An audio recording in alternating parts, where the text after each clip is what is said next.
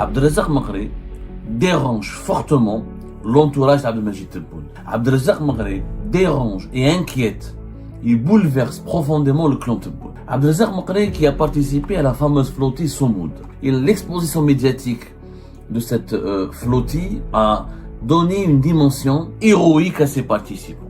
Justement, c'est ce qui a dérangé la présidence algérienne. Et la popularité de plus en plus importante d'Abdelrazak Maghri, elle terrifie le clan Tebboune. 2 médias algériens ont été actionnés par la présidence algérienne. Avant même son retour en Algérie, il est qualifié aujourd'hui de traître. Il est accusé de haute trahison. Waouh! Abdelrazak Maghri serait traître, employé par les agents turcs, il serait même un agent des services secrets turcs. C'est quand même très grave. Et haute trahison avec quoi? Avec la Turquie. Avec qui? La Turquie qui est le meilleur allié du clan Tebboune lui-même. Et pourquoi Abdelrazak Maghri concentre les critiques? Parce que c'est un politique, parce qu'il a des ambitions présidentielles. C'est ça la vérité. Il a même envie d'aller le plus loin possible pour devenir président de la République. La question palestinienne est un excellent tremplin politique pour lui. C'est ça la politique. Abdelrazak Maghri sait faire de la politique, parce qu'il c'est un politique. Contrairement aux membres de l'entourage de Tebboune qui ne sont pas des politiques, Abdelrazak Maghri, c'est pas un amateur. Abdelrazak Maghri dérange fortement l'entourage d'Abdelmajid Tebboune. Abdelrazak Maghri dérange et inquiète. Il bouleverse profondément le clan Tebboune. Abdelrazak Maghri qui a participé à la fameuse flottille Soumoud pour briser encore une fois le blocus israélien, blocus criminel contre la population de Gaza.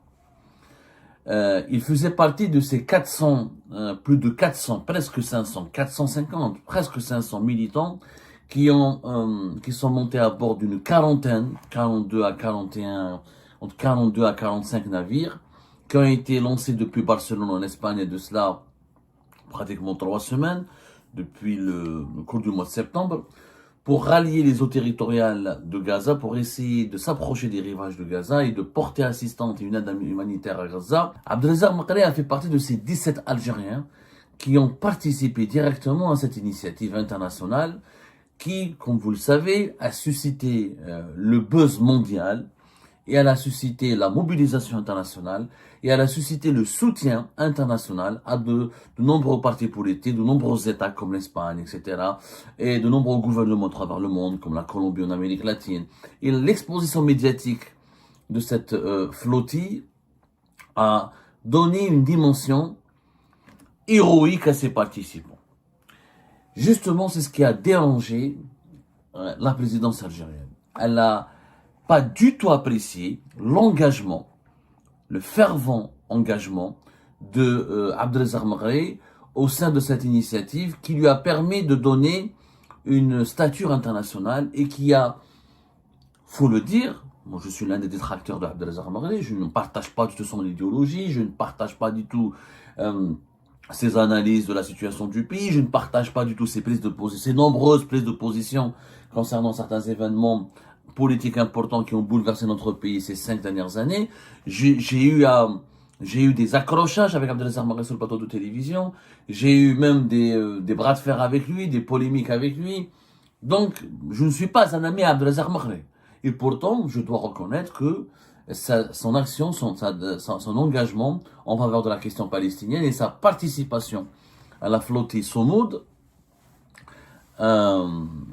la Global Soumoud Flottille, la flottille Soumoud, pour débloquer le blocus de Gaza, lui a donné à son personnage une nouvelle dimension et ça a renforcé, vraiment renforcé sa popularité auprès de la population algérienne qui, comme vous le savez, est très sensible à la question palestinienne, à ce qui se passe en Palestine. Et c'était, je l'ai dit le 11 septembre dernier, le seul homme politique, vraiment politique, qui se mobilise sur le terrain, qui est parti sur le terrain, qui a accepté de peut-être risquer sa vie, même si on sait que voilà, les risques de la participation à ce genre d'initiative sont largement exagérés. L'armée israélienne n'a jamais tué un participant. En tout cas, je parle de ce qui s'est passé aujourd'hui. Il y a eu des incidents et des morts peut-être dans des séquences passées, mais depuis 2024-2025, les initiatives qui ont été mises en place pour aller débloquer ou rompre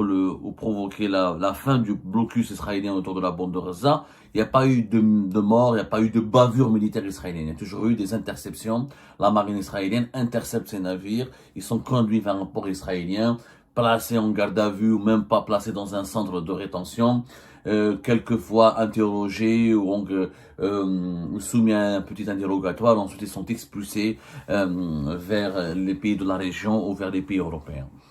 C'est pas une prise de risque énorme. L'armée israélienne ne va pas bombarder, ne va pas s'attaquer, ne va pas mitrailler, ne va pas tirer sur ses militants pacifiques. Mais, qu'on le veuille ou non, c'est une aventure politique, c'est un engagement moral, mais c'est aussi une aventure politique qui permet à un homme politique ou à une femme politique de gagner beaucoup de légitimité, de crédibilité et de véhiculer de sa personne l'image d'un homme ou d'une femme de terrain, d'une personnalité de terrain qui est là, qui s'implique, qui relève le défi, qui va à l'affrontement, qui va sur le front. Et celui qui peut aller sur le front palestinien pourrait aller donc sur le front de d'autres enjeux, de d'autres dossiers, ou de d'autres dossiers politiques très chauds sur le plan interne, par exemple.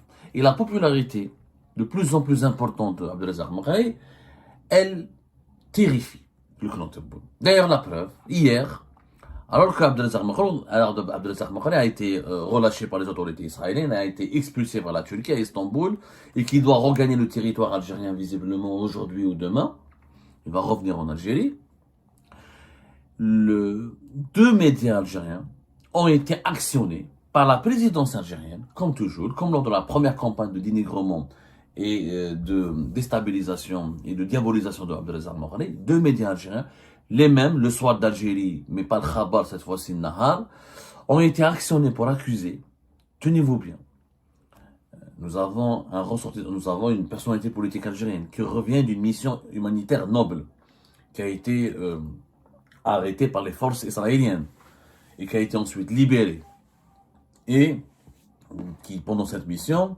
n'a pas cessé d'appeler à l'aide ou n'a pas cessé de demander l'assistance des autorités algériennes. Il n'a pas cessé de sensibiliser les autorités algériennes sur l'importance de la question palestinienne. Et avant même son retour en Algérie, il est qualifié aujourd'hui de traître. Il est accusé de haute trahison. Le Soir d'Algérie, hier, le titre il est éloquent, Maghari ou la trahison d'un pseudo-zaïm. Maghari, Abdelrazak Maghari, libéré lui et 6 autres personnes par les services secrets turcs qui ont négocié avec les services israéliens, a refusé la prise en charge prévue par l'Algérie. Il a refusé même de parler à notre ambassadeur en Turquie, clamant toute honte bue, nous avons des amis ici en Turquie. Il ne fait que confirmer son attachement viscéral à ce pays, préférant même le parti turc AKP à sa formation politique. Il est bon de rappeler qu'il a lancé un appel au secours en demandant aux autorités algériennes de le faire libérer. Ce n'est pas uniquement de la lâcheté, c'est de la haute trahison. Waouh! Abdelrazak Maghari serait traître, employé par les agents turcs. C'est un agent des services, voilà, il serait même un agent des services secrets turcs, manipulé par les services secrets turcs qui auraient eux-mêmes négocié avec les Israéliens sa libération. Le même langage, les mêmes accusations, le même vocabulaire a été employé par Nahar en arabe. Toujours comme le veut la tradition de communication du palais présidentiel d'El Mouradia, deux titres importants des médias, deux titres de la presse algérienne, deux titres importants de la presse algérienne sont instrumentalisés, l'un francophone, l'autre arabophone.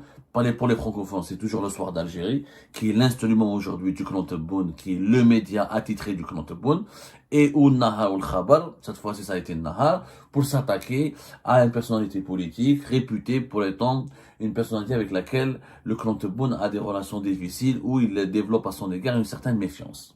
Sauf que cette fois-ci, ils ont dépassé toutes les lignes rouges, puisque maintenant, on accuse, quand j'ai dépassé les lignes rouges, toutes les limites, je veux dire toutes les limites de la bienséance et de la morale, quand on accuse quelqu'un de haute trahison, sans donner des preuves, sans expliquer le pourquoi et le comment, c'est quand même très grave. Et haute trahison avec quoi? Avec la Turquie. Avec qui? La Turquie qui est le meilleur allié du clan Tebboune lui-même. Regardez les contradictions, ça prouve la panique et le délire, mais vraiment le délire, comme un psychotique dans lequel se trouve aujourd'hui le clan Tebboune.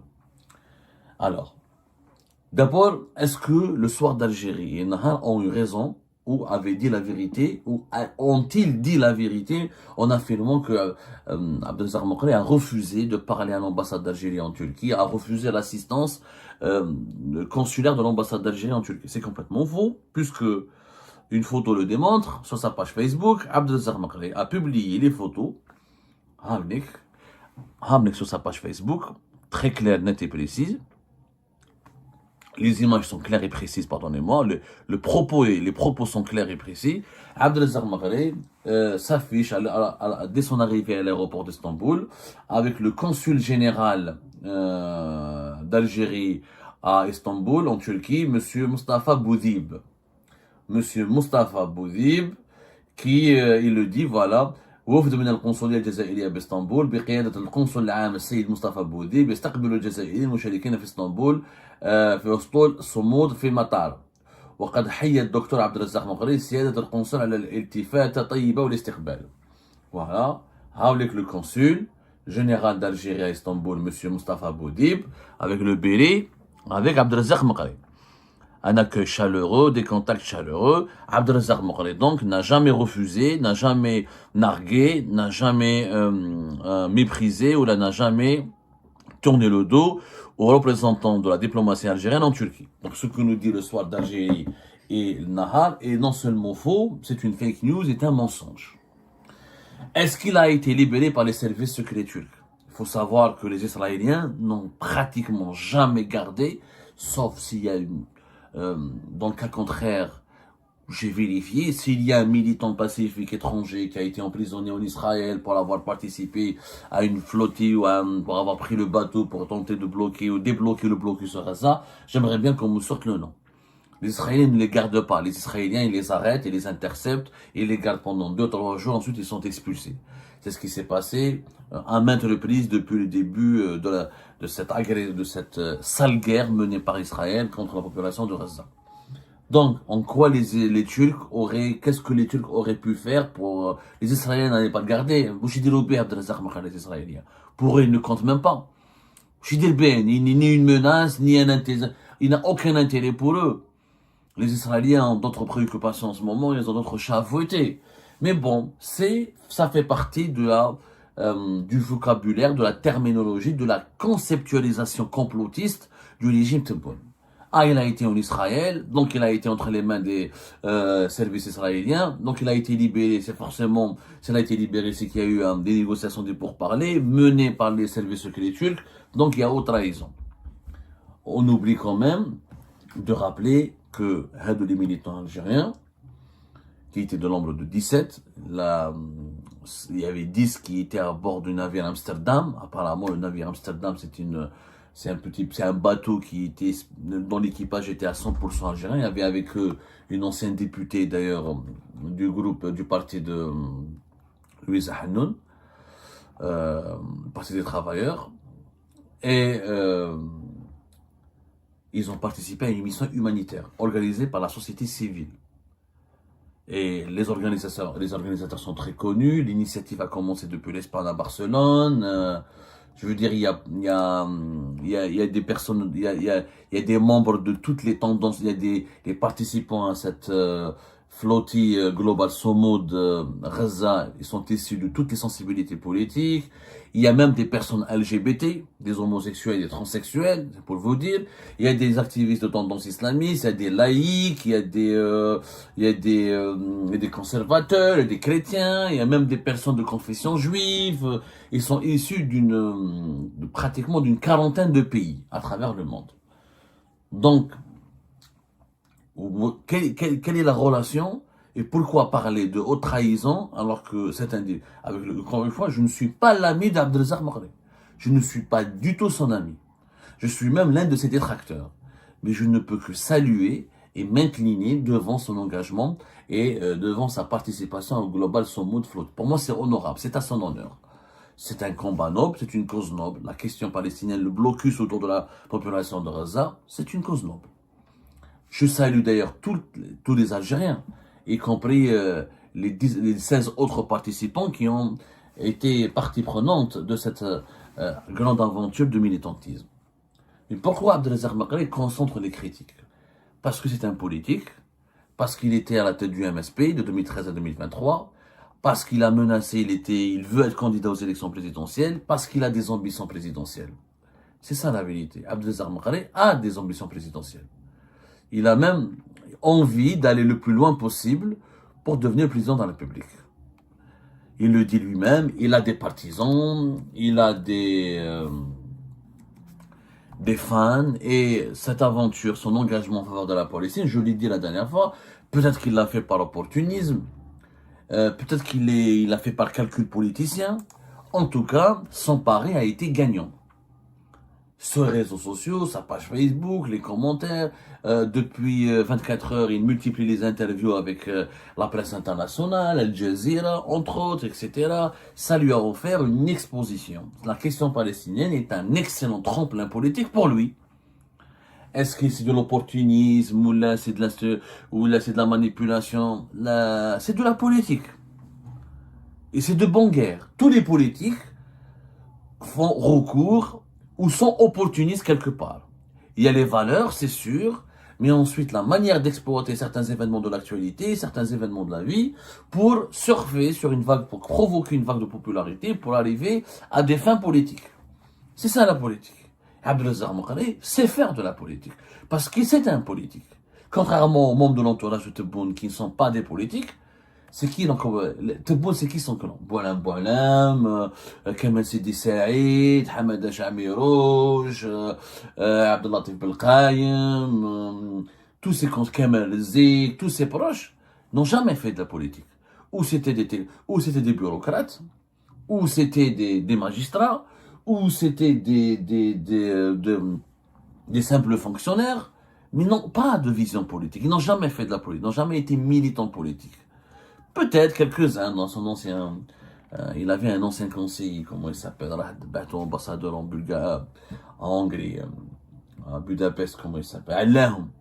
Oui, Allahum, son ancien conseiller, son ancien ami, et il vient d'une grande famille politique, militant du FLN. Peut-être lui, il connaît ce que c'est que l'intrigue, les manigances, c'est ce que c'est que et c'est ce que c'est que l'art de faire de la politique. Parce que faire de la politique, c'est un art. C'est pas uniquement de l'expérience ou des compétences, c'est aussi une certaine sensibilité, une certaine capacité à avoir une perception de la vie et des événements de la vie. Abdelazak Makri, c'est pas un amateur. Il faut le dire, c'est un islamiste, conservateur. Quelquefois, il a des prises de position dangereuses, effectivement. Il flirte avec la Turquie, ça on le sait. Mais attendez, les autorités algériennes, le clan Tebboune le sait très bien, puisque Abdelazak Makri, quand il partait en 2024-2025, jusqu'à 3 fois par semaine, 3 fois ou là 2 fois par mois, en Turquie. Quelquefois, il passait par la Tunisie pour aller vers la Turquie. Mais surtout pour aller en Turquie, il passait par 3 fois, 4 fois par an, par mois. Et moi, j'ai parlé à des sources, cet été 2025, j'ai parlé, excusez-moi, à une source sécuritaire, qui m'avait donné l'état des lieux des déplacements. Les services sécuritaires algériens ont enquêté sur Abdelazak Makri. Ils ont tracé ces déplacements. Ils ont même fait un rapport à Abdelmajid Tebboune, dans lequel l'ensemble des déplacements d'Abdelazak Makri en Turquie ou vers la Turquie ont été détaillés et décrits. Il quitte l'aéroport d'Alger, on l'a jamais empêché de partir en Turquie, et les autorités algériennes le savent. C'est connu. Quand il a été empêché de quitter le pays en décembre 2023, quelques mois plus tard, on lui a levé cette interdiction parce que Abdelazak Makri a négocié avec le clan Tebboune. Il a donné des assurances qu'il ne va pas s'engager dans les élections présidentielles anticipées, qu'il ne va pas critiquer Abdelmajid Tebboune, qu'il ne va pas s'opposer à lui, qu'il ne va pas faire obstacle à son deuxième mandat. On lui a donné sa liberté de mouvement et on l'a laissé partir en Turquie comme il veut. Alors aujourd'hui, on l'accuse de haute trahison. Pourquoi? Parce que, Abdelmajid Tebboune, il est de plus en plus fatigué, de plus en plus malade. Et son clan doit préparer sa succession. Ou il ne va pas terminer son mandat, il lui faut un successeur avant. Ou il va aller au bout de son deuxième mandat, ou il lui faudra un successeur d'ici là. Nous sommes en 2025, une année après les élections anticipées de 2024. Il y a des signes d'affaiblissement et des signes de fragilité et de fébrilité de la part de Tebboune. Le clan Tebboune est inquiet. Il a peur, ou une crise politique pourrait éclater en Algérie, on devrait faire de nouvelles élections présidentielles, ou il faudrait maintenant rapidement commencer à aborder la succession de Tebboune et préparer et protéger les arrières du clan Tebboune par un nouveau successeur qui prendra le pouvoir. Quoi qu'il arrive, qui dit succession, qui dit départ, qui dit remplacement d'Abdelmajid Tebboune, il y aura des concurrents. Et le concurrent aujourd'hui qui fait le plus peur et qui inspire la peur au clan Tebboune, c'est Abdelrazak Maghri. Populaire, expérimenté, il a des connexions internationales et largement médiatisé et il a du background, il a du bagage. En plus, c'est un islamiste. Et l'islamisme, qu'on le veuille ou non, il y a une partie importante des masses populaires qui sont quelquefois séduits par le conservatisme religieux, par certains concepts, par certaines notions de l'islamisme. Donc, il inspire la peur. Mais maintenant, ses relations avec la Turquie, c'est pas un tabou. C'est un adorateur d'Erdogan, mais tout comme Tebboune. Je rappelle que le régime Tebboune, et là je pense qu'on fera une autre émission à part, la grande hypocrisie quand tu accuses Abdelrazak Maghri d'être de haute trahison avec la Turquie, tu te contredis toi-même, parce que le régime Tebboune, c'est lui qui a ouvert le pays aux lobbies turcs. Les lobbies turcs pro-Erdogan en Algérie n'ont jamais été aussi puissants en Algérie qu'avec Abdelmajid Tebboune. Les sociétés turques ont tout raflé dans le marché du logement. Les Dickinson, les Atlas, les Ozgur, les sociétés turques, ils ont pris des marchés importants grâce à Abdelmajid Tebboune, etc. Les Duruk, les Ozgur, les Dickinson, etc. Il y a une mainmise turque sur le secteur du logement. Il y a une mainmise turque sur la sidérurgie avec Toshielli qui a pris des privilèges et qui est encouragé et qui est chouchouté par le régime Tebboune. Je rappelle que les relations entre Abdelmajid Tebboune et la Turquie sont plus qu'excellentes. La preuve, la dernière visite en avril 2025 de Hakan Fidan, ministre des Affaires étrangères de la République turque, qui a inauguré un consulat d'ailleurs général de Turquie à Oran. Fidan et Hakan Fidan, qui vient souvent en Algérie, qui a de très bons contacts avec les autorités algériennes, je rappelle, c'était lui-même l'ancien patron des services secrets turcs. Il était le patron du MIT. Le MIT, c'est l'organisme national, l'organisation nationale de renseignement en Turquie. Il était patron des services secrets turcs presque pendant 8 ans, de 2015 à 2023. Et c'est l'ami des dirigeants de Tebboune. L'ami de Tebboune et des dirigeants algériens actuels. C'est leur ami. Il vient souvent en Algérie. À chaque fois qu'il vient, on lui déroule le tapis rouge. L'ambassade de Turquie à Alger est très dynamique, très active. L'ambassadeur, il fait ce qu'il veut, il bouge comme il veut.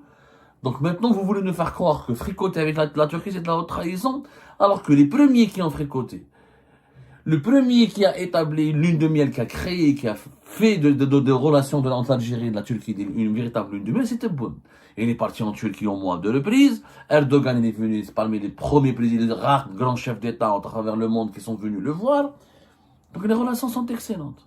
Ah, quand vous avez des bonnes relations avec la Turquie et ses services turcs, ses services secrets, ce n'est pas de la trahison. Mais quand c'est Abdelrazak Maghri, ça devient de la haute trahison. Eh ben, c'est la fin de cette vidéo, les amis. Je vous remercie comme d'habitude pour avoir suivi jusqu'à la fin. N'oubliez pas de nous laisser vos commentaires et vos réactions sur la vidéo et de vous abonner à la chaîne si vous n'êtes pas encore abonné. Et merci aussi pour vos commentaires et vos discussions très animées dans la section des commentaires. Donc, vous n'oubliez jamais de décortiquer bien un sujet sur tous les points qui ont été abordés dans la vidéo et ça fait vraiment plaisir quand moi-même je ne fais pas de commentaires, je m'appuie sur vous pour que vous puissiez bien expliquer les choses et en faire des discussions civilisées et dans tout le respect possible. Donc voilà, merci beaucoup et à la prochaine dans une nouvelle vidéo. Au revoir.